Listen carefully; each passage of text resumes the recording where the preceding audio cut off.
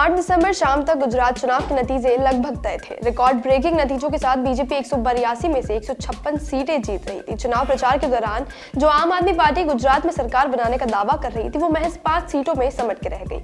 Result एकदम विपरीत होने के बावजूद केजरीवाल कैमरे पर आए, खुशी इजहार करने लगे।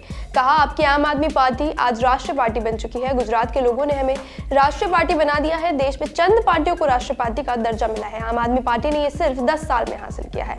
आप गुजरात चुनाव में हार गई है, इसके बावजूद केजरीवाल ने इसे खुशी का मौका बताया है। आपके पास नेशनल पार्टी बनने के लिए सबसे आसान शर्त थी कि उसे 4 राज्यों के विधानसभा चुनावों में कम से कम 6% वोट मिले। आपको 2020 में हुए दिल्ली विधानसभा चुनाव में कुल 53% वोट मिले थे। 2022 के पंजाब विधानसभा चुनाव में 42 और गोवा विधानसभा चुनाव में 6.77% वोट मिले थे। अब आपको बताते हैं कि नेशनल यानी राष्ट्रीय पार्टी बनने से क्या क्या फायदे मिलते हैं। अब गुजरात चुनाव में आपको कम से कम 6% वोटों और 2 विधानसभा सीट की जरूरत थी। आपने गुजरात विधानसभा चुनाव में कुल 13% वोट और 5 सीटें हासिल कर ली।